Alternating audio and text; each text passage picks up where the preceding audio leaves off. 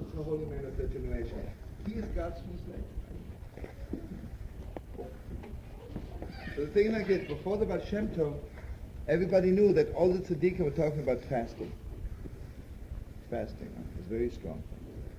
Came the holy Baal Shem, he says no. Fasting till yesterday. From today on, no. Because whatever has to be fixed in heaven, this fasting was already fixed. Tell you something else. Everybody knew that you have to be up. You have to be up right after midnight. You have to be up Dick Zeus, right? No, wait. 1 second.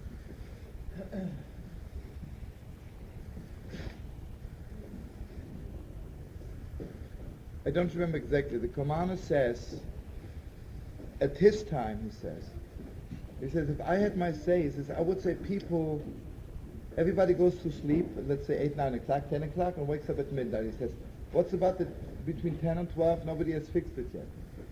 He says, if I would have my say, I would say people don't get up at midnight and maybe go to sleep after midnight, but fix the hours between 10 and 12. So here's a whole thing that there are some people who were here before last time, and this word, and they fixed already after midnight, so they should get up from 10 to 12, right? But for that, you need somebody who's so much plugged in to that generation, Mamish Tzaddik Ador, to know exactly what to tell those people. Right? When it comes to such delicate things, you cannot just make a statement. This depends on the shamas of that generation, what they have to fix, right, and how they have to fix it. So Rabbi Nacman says to the people of his Chassidim, this is the way you have to fix Kiddush Sabris. Okay, he said it to them, right? But today, I don't know, my personal opinion, today you don't fix the world by telling them it's ugly or it's stupid. You don't fix it for them. The only thing you can do is saying it's so holy, it's so awesomely holy, but you better be holy for it. But this is what Ram was saying also, but Ram was saying a different way. So therefore, Yidel, very holy and sweet, but I'll tell you something else.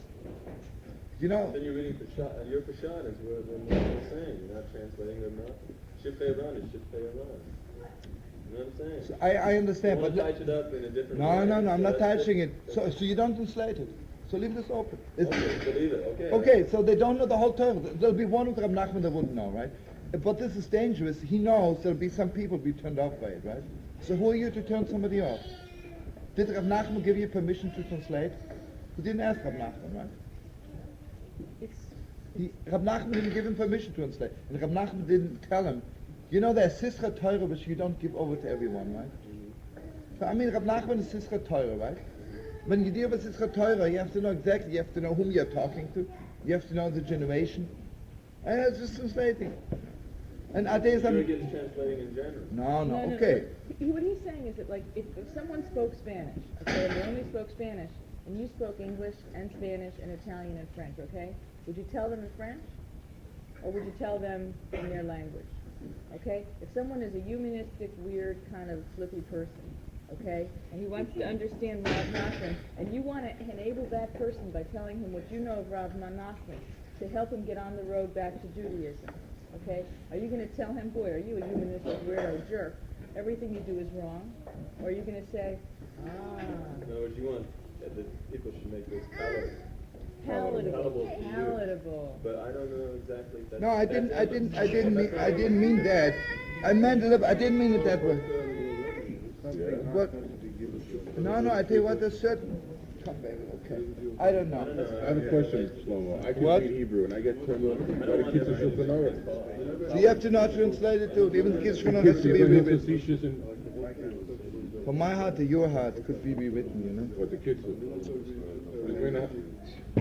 No, don't ask me, you know. Don't ask me, because if you'll think what I think, it'll be a bad scene, you know.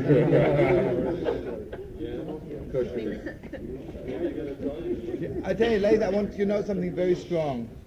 Today, in order to talk to people, not only you need a good head, you need strong shoulders. You know what that means? Like Chassidim would say, you have strong shoulders, you can take something upon yourself. Take upon yourself even to do wrong, because if this, I want to turn on this Yiddish to Yiddishkeit, I take it upon my shoulders. That's the way, because that's what my nose tells me. You know, you just don't, You know, I tell you what, if someone thinks LSD is beautiful, you don't put LSD on the table and say, oh, brothers, just take it. Because every ounce is murder, right? You have to know exactly how much to give. Rab נחman is murder, right? Rab נחman is the highest drug there is, right? You have to know exactly, and there are certain pieces of little heavy LSD, which the world isn't ready for it. So you just don't give it out. That's all there is to it. I tell you, Rav Kook said, Rav Kook said, every Chassidish Sefer on the level of food, Rab נחman on the level of drugs.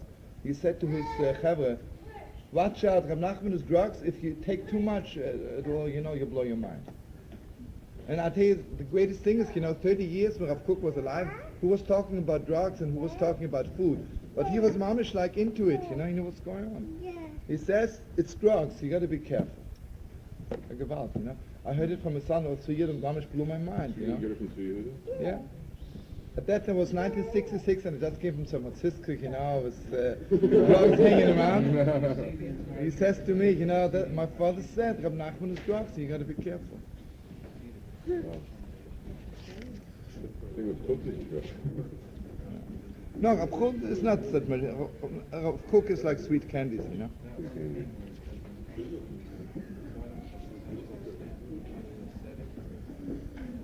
Okay, let's learn about davening, what this holy Idol says. Which hallelujah? This great doctor, Rabbi Yechiel Haraife, he lived 600 years ago. Rabbi Yechiel, the son of Rabbi Yechiel, the son of Benjamin Haraife. How do you spell Haraifa? Doctor. Hey, Reish, Wolf, Hey, Aleph. Doctor.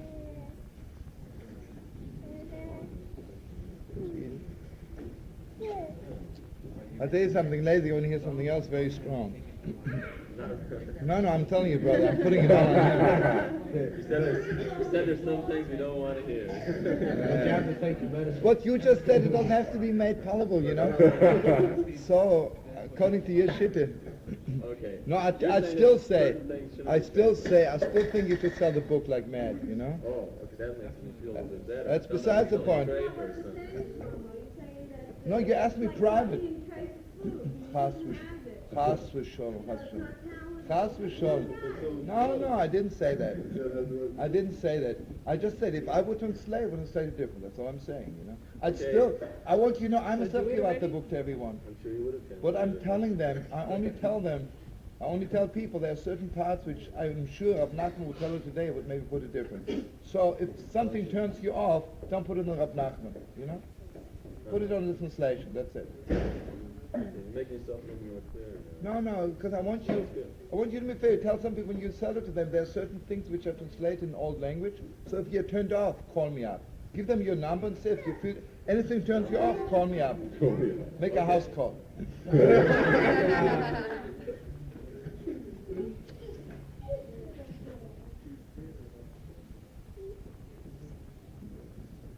Say something else, from my heart to your heart. And I believe in it so much that after you were driven out from paradise, the oneness between husband and wife has not been restored yet.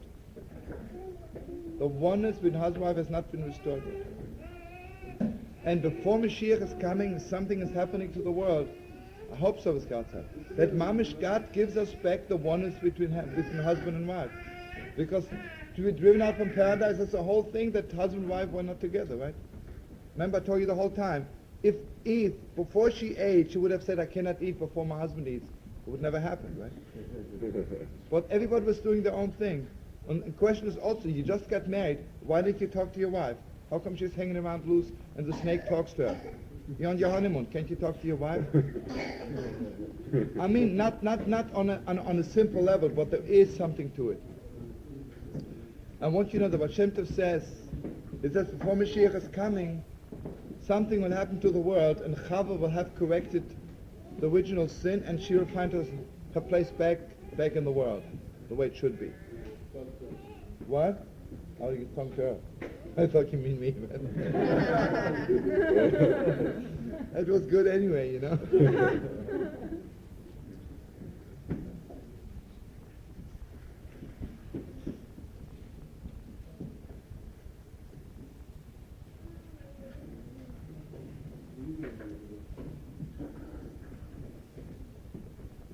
can tell you one thing from my heart to your heart. If Rabbi Nacman would write a book today, he would put in 200 pages about Shalom Bayis. About Shalom Bayis. What's that? Carlebach. Okay, a little bit. But okay, this is Rabbi Schick because he lives in Borobach and he knows what's going on. So he has a little bit, seichel, realized today we have to talk about Shalom Bayis more than anything in the world. Right? Shalom Bayis? Means peace in the house, oneness in the house, oneness in the family. You translate. I'm going to use a Yiddish word. Okay, you stop me every time. Okay, now let me just translate. He says, my son, let me teach you the holiness of davening. He says, know, my son, that the highness of davening is very precious before God. Because he's... What's this guy? What are you saying, my love? You want cake, sweetie? You have any? Now she ate already, but usually my wife gives her a cookie at the end of her breakfast. You can. No, I don't want you to. Anything. Cookie, sweetie. Cookie, sweetie.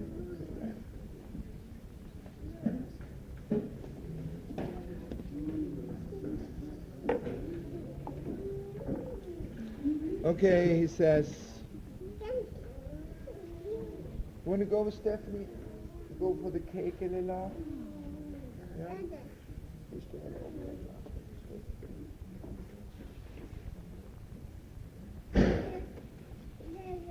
He says, you know how strong davening is? Because everybody who reads Krishma and davens every morning, when it comes to after 150 years, when he stands before judgment,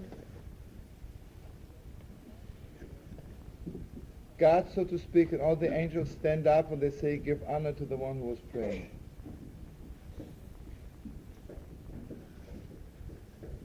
Oh, that's a long thing. He says, he figures out, mamish, everybody is judged. This one is judged 6 months, this one is 30 days, this one is 3 months.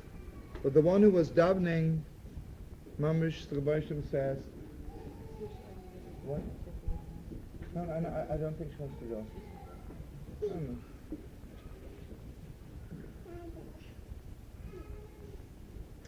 And then he says, every word you utter before God, you have to realize that God's light is shining upon you, like Mamish's Shechina is resting upon you.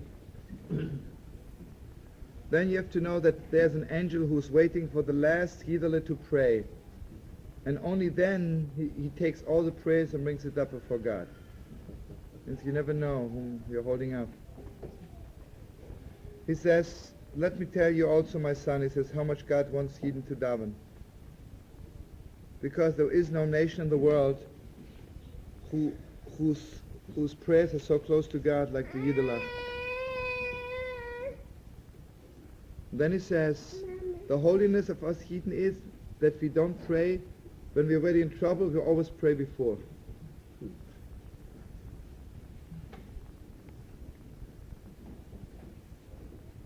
And then he says, I want you to know davening is even more precious before God than the best deeds of the world.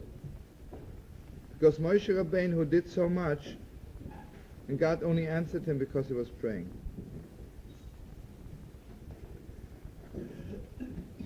He says, so you know how precious davening is every day? That means, mamash, you talk to God every day. And he says, God's presence, when you start davening, God's presence, the Shechina says to you, Baruch Ata B'Ve'echa, blessed is your coming. When you finish davening, God says to you, Baruch Ata B'Tzesecha, blessed is your walking out. Then he says it's unbelievable what davening can do. He says you can do the most rotten thing, and one davening, mamish, suddenly you're pure like before.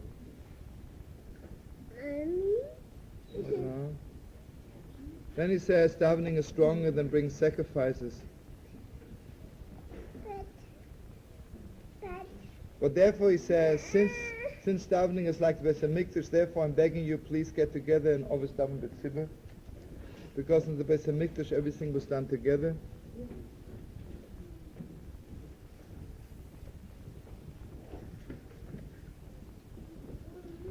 Then he says, please, when you daven, know before whom you're standing.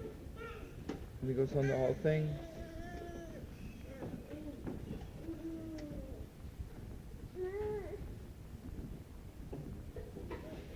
Then he says, the Gemara says, if the Yid davens every day, and one day he doesn't daven, God is asking, what happened to that Yidele? Then he says, you have to have a special place, because it says, the Sam Timokam La'ami Yisrael. It's very important. You know, even in your own house. Even in your own house, you should have a special place, which is mamish for your daven. Very, very special.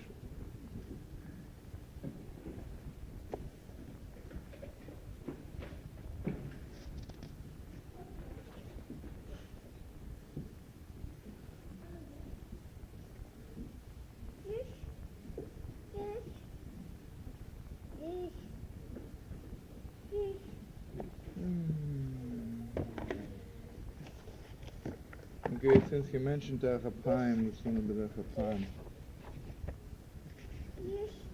What now? Oh, Jews?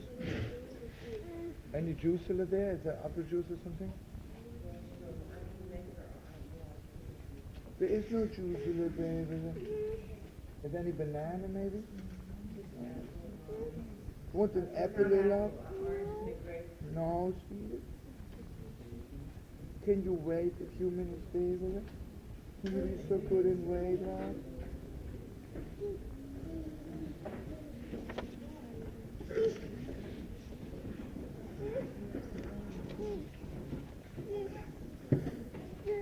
Okay, here's a sefer, the very holy sefer called Chapaim, how to hold out.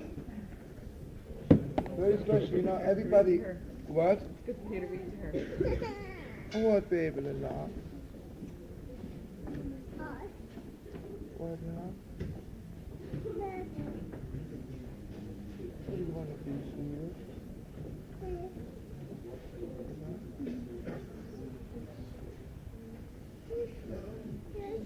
Maybe someone can have some milk for her? Is that possible? Just give me anything for her.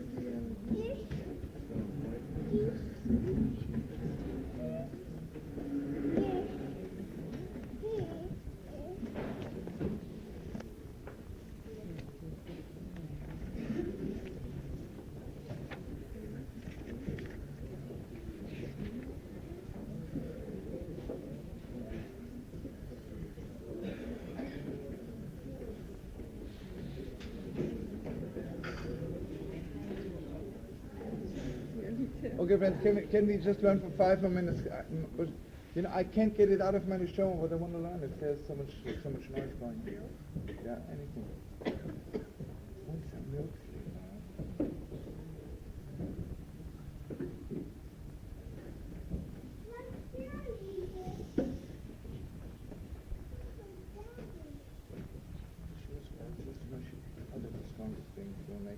I don't think she'll drink it now. He tried it a few times, doesn't go. But thank you anyway, brother.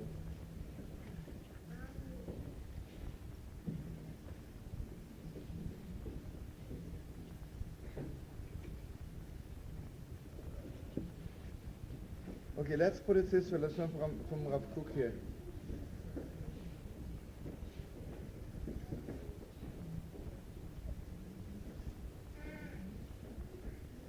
Everybody understands when you're learning needs utmost concentration, otherwise you don't understand.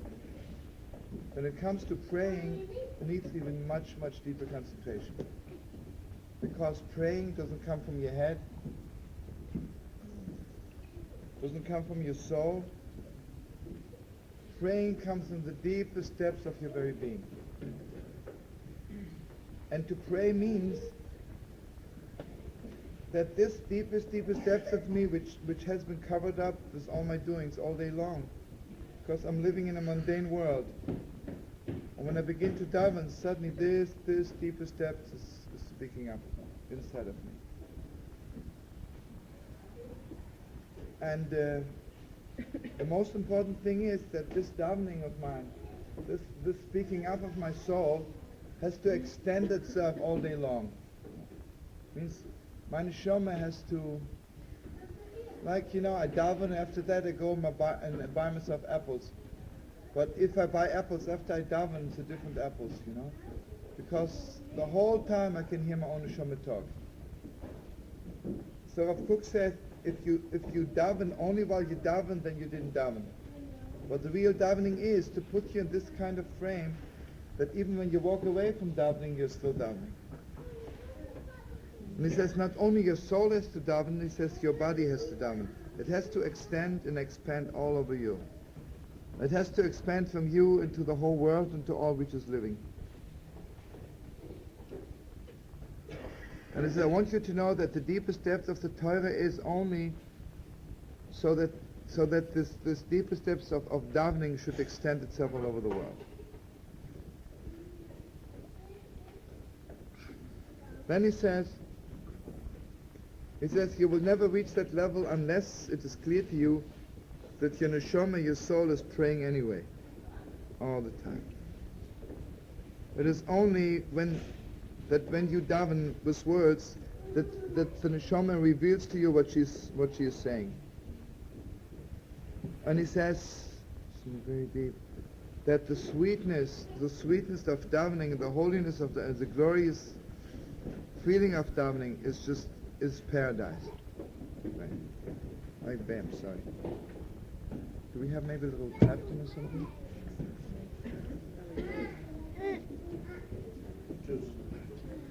No, that's bad because after milk orange juice.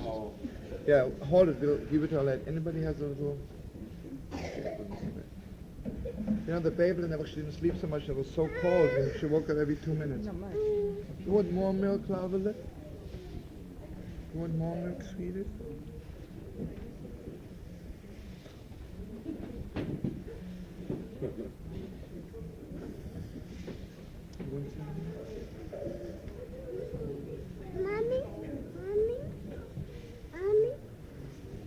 Okay, he says if you don't daven, then so much dirt is accumulating on top of your neshama, and your spirit is so heavy.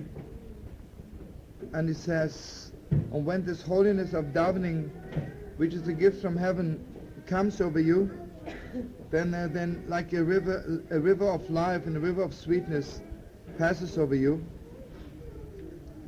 and this river becomes stronger and stronger until it fills all of you. Mommy's not here yet.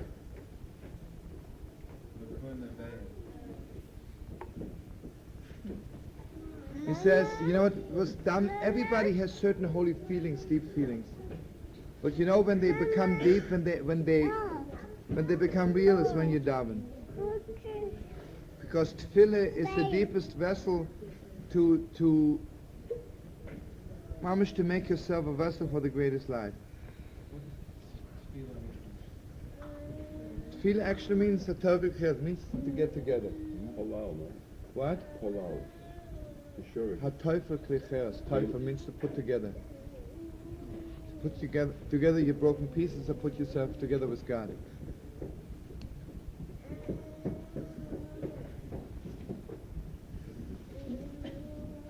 He says, maybe learning is very, very important. I'm sure you cannot live without learning, but davening is so much. Mamish, you can't live without it. And he says, and if you don't daven, your soul is so sad because you have to daven. You can't live without it. And then he says, when you don't daven, you get so sad.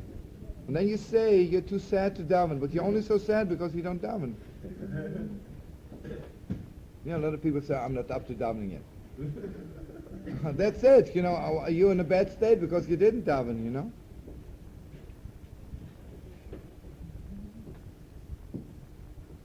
He says the fact is, the more pure you are, the more easy it is for you to daven. And the more impure you are, and the more dust is on your soul, the harder it is to daven. So have your pick, right? Then he says something very, very deep. That when you daven, you connect yourself to that kind of world which is absolutely perfect. When you daven, you connect yourself to a world which is filled with light. And when you connect yourself to that light, mamish, the inside of you become whole again.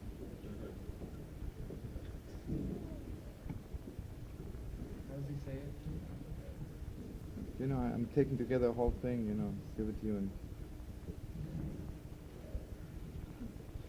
Okay, he says,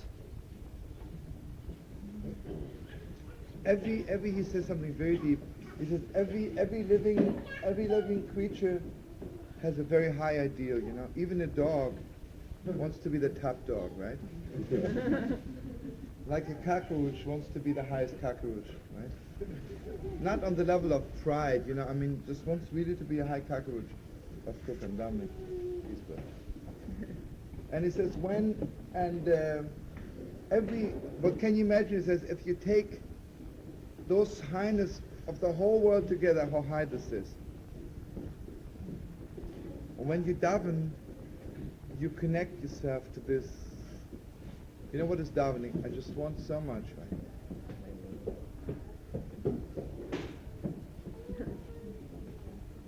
I want to tell you something, in Alexander, at the Holy Alexandra, I tell you something, there were two, the top dynasties in Poland.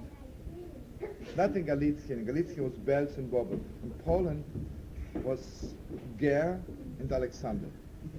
Ger was like, so to speak, class. Ger had all the great rabbis, all the so-called great scholars, and they were really Gewalt scholars. Alexander, schleppers. Now listen to this. So, what I want you to know, those schleppers, in Wurke, because Alexander was the school of Wurke, and Wurke, the whole thing is mamish humility, utmost humility. And all those schleppers, those water carriers and tailors, they mamish knew Shas backward and forward. But now listen to this. This great Misnagid from Lithuania came to Alexander. Misnagdim daven sweet, but it's not like sin. Anyway, he walks in on an ordinary morning to Alexander, and there he sees 400 people, davening like mad, mamish like rabbis. So he says to him, you have a convention here of rabbis or something, Why? He says, why do you think it's rabbis? He says, why? The way they daven, like big rabbis. He says, I'll tell you, I'll show you. This one is the water carrier, this one is the schlepper, this one is the schneider, the schuster. There's not one rabbi among them. Can you imagine, davening? Such a special thing, davening. Let me just tell you, the difference between the Torah and secular knowledge is very simple. I can be a great scientist and never pray. The Torah is so holy. You know what davening is? I daven the words of the Torah. If you really learn, mamish gewalt you daven. You daven over every word.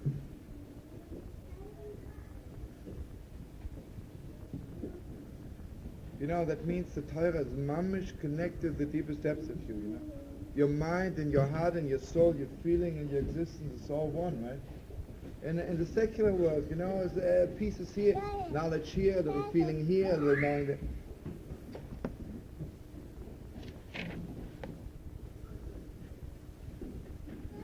Okay, one more thing, very, very important.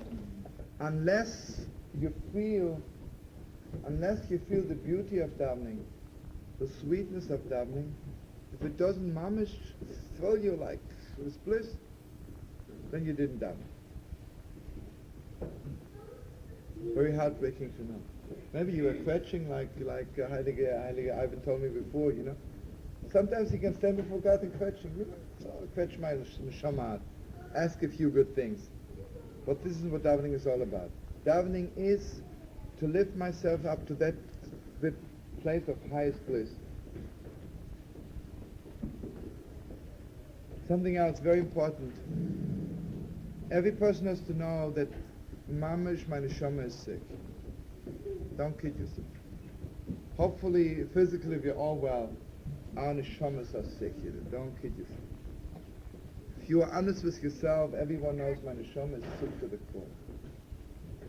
And you cannot cure your neshama unless you daven. But you see what it is? When a doctor gives you medicine, sometimes it's bitter. The Rabbi Shem gave us one medicine which is so sweet.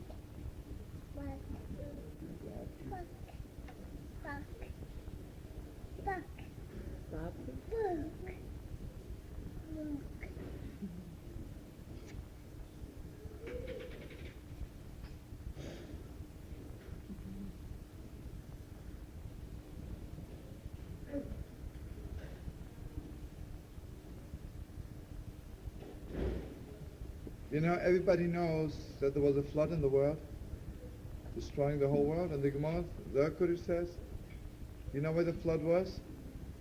Because even Noah didn't pray, right? What?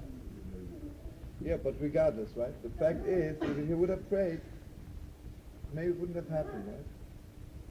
So all the things which are happening to us, God forbid, if we would be up there in heaven and could look back, we would see, if we would have davened, it wouldn't have happened.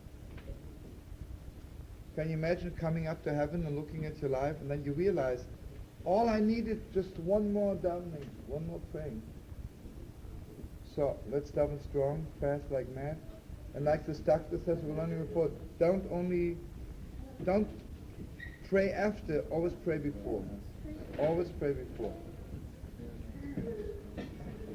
Shabbos, Gidjonte, L'chaim, should daven mamish like mad. Where are we davening? Right here?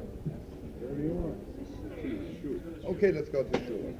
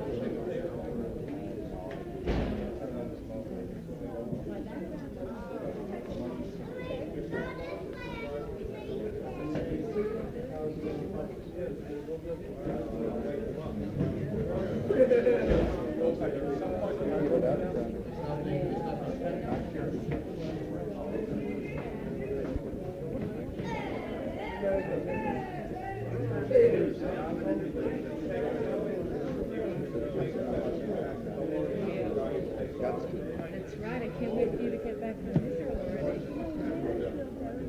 Your wives, did I make you think? Why that? Your wife, mommy. Oh, no, what did I make you? I felt like you were insulting, that's really embarrassing. Oh, come here. And I felt like you were being insulted to us that I can't. And we're very close to Come here the because I'm fact. going to Be gentle with the dog. Were you here when the whole thing began? Yeah, no, I was here. Let's go. I don't know. Shlomo should be cool, I think. But I read. Wait one second, hold it. I got to talk, and I got to talk to Marcus. You know, Shlomo, I felt you really coming on too strong. Wait. If I would have come up so strong, this girl would have walked away and you'd never seen her. Believe me.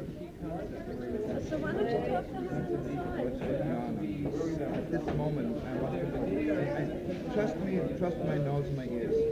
There are moments when you have mamish knock everything off because it's good. She's just everything else. From all these things we do. And if I would have let it walk away.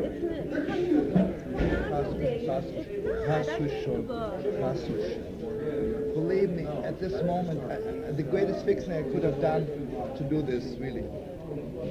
Believe me, I'm giving the book to everybody.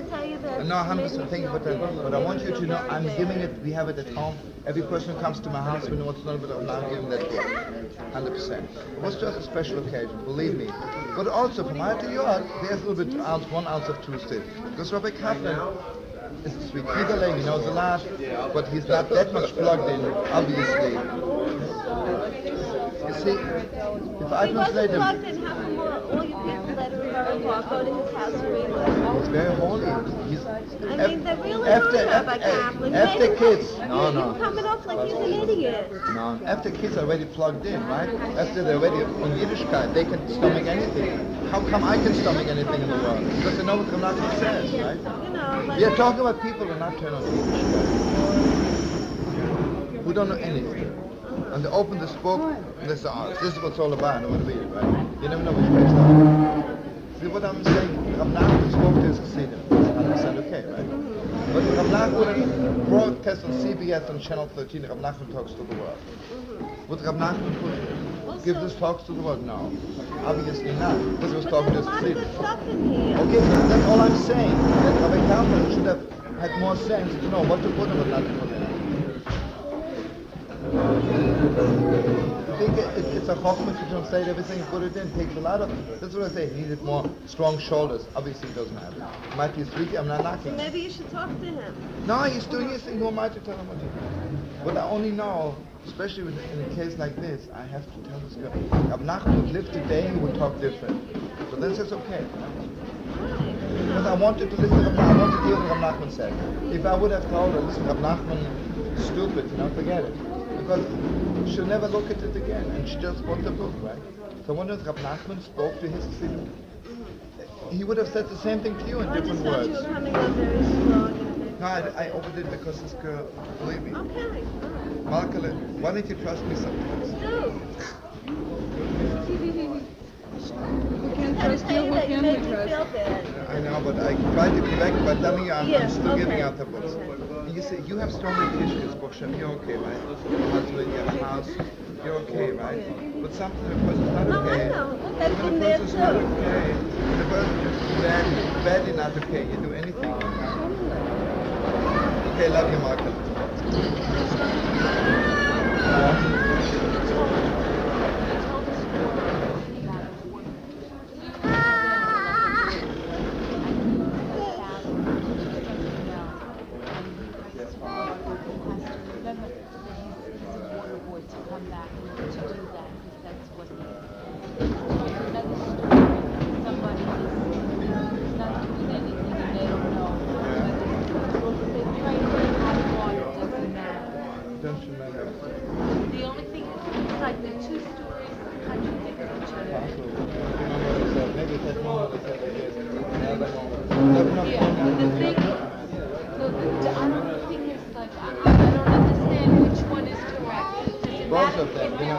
Everything is a contradiction anyway. You want this book a little bit? If there's something that you set out like you're supposed to do, Where are we davening? Here or over there? I think they're davening Yeah? No, they think they're putting up the tables for breakfast. Okay, let's go and down fast, folks, yeah? The thing is, you know how your breakfast, for example, together, I think maybe you still got to ask the Yaak's wedding, right? Yeah. Okay. Well, Shlomo, during Pesach, was the last night she went to work. We told her not to because it's like breaking Shabbos. And she says, I have to. There's a plan to me, but it's just, I can get all mixed up. That's good you're telling me. Because I ask her all the time. Maybe a couple, one thing about different people so that maybe you can help them out a little bit more. That's very strong that you're like this. She keeping Shabbos? Oh yeah, she keeps Shabbos very strong. Yeah, I know let's that see. when you make a promise not to bother mitzvahs and not to break Shabbos and to eat kosher, and you just pick. Maybe I'm a little bit more mocking with her, but like I really feel like before she was very strong. Like Jewish means that you're an Jewish. And she didn't even like to be with guys. Now she's hanging out with like she says she wants to marry a Jewish man. She wants the guy that she got the house to be with and living with inside the shul. She was living with the whole thing is not Jewish. She wants to marry her and she says she's okay. Because it doesn't matter, long story proceeds all.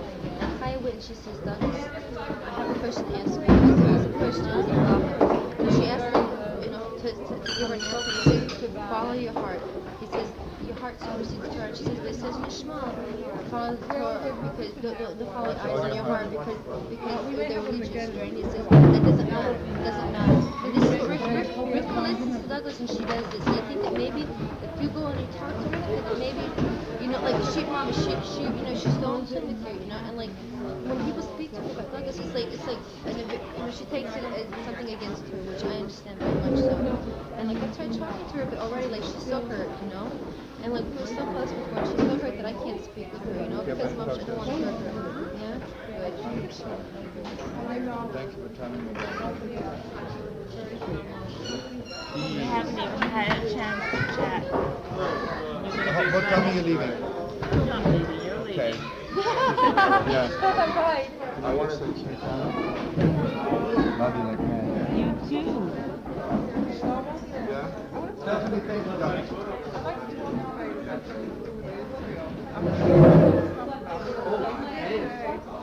I don't know yet. What do you think of Shoshana? I really haven't had a chance to talk to her very much. I'm sure she's very nice. I just called my mother. I don't know my brother's name. I can tell you later. But my grandfather went to the hospital last night. Yeah? He's in satisfactory condition now. But I figured if there's some way of sticking or something, he said something. He had a heart attack to go down. I never. Okay, we better do some strong things right now. Let's go in there and dump like men. I mean, just so you know, that I mean, do now. Yeah, let's go back. I was so cold. I know. I'm like, I'm very nice. My joints start hurting. See, I didn't have to go there either.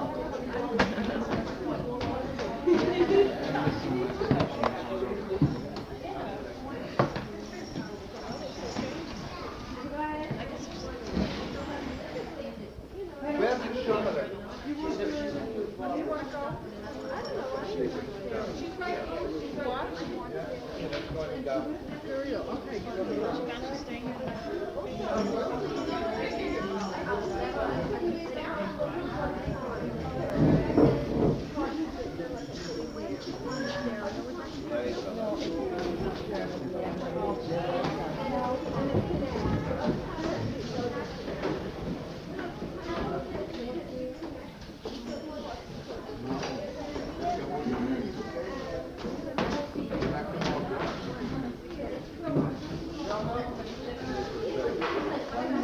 Come on, let's go into down fast.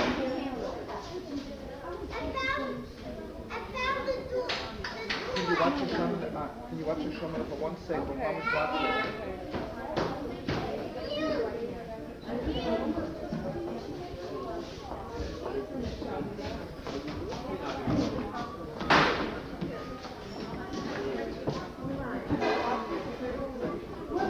Whose tape recorders are these? Can you put it on the piano there? Miriam.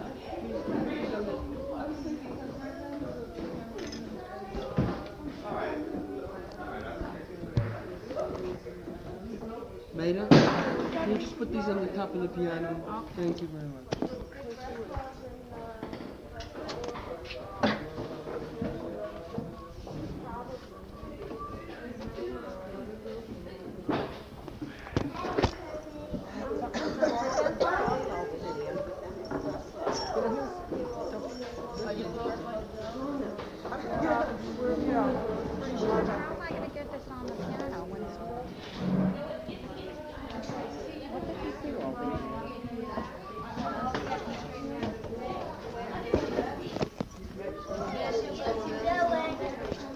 Leave the sugar alone.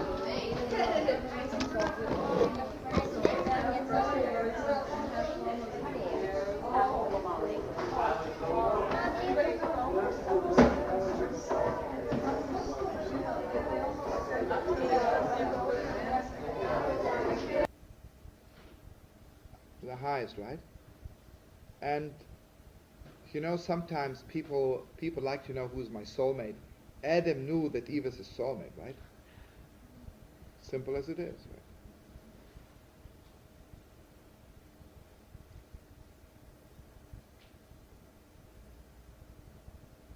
And again, everybody knows that Pesach, some of you friends remember, Pesach we are fixing, we're going right back to the beginning, we are fixing the forbidden fruit. Why do we eat matzah? Matzah is such a high bread, such high food, because everything went wrong in the world because of food. And again, I don't want to, because we spoke so much Pesach, that I just want to say it in a nutshell. So Pesach night we are fixing everything. So Pesach night we are fixing the whole world on a level of the world, of the community, all of Israel, and me being part of all of Israel. Pesach Sheni is the high fixing of Adam and Eve. It's just Adam and Eve. And just me, my little house as individuals. And if I can't, God forbid, I can't even make it my house anymore, I'm just taking my wife and my children and I'm moving to the Holy Temple. That's it.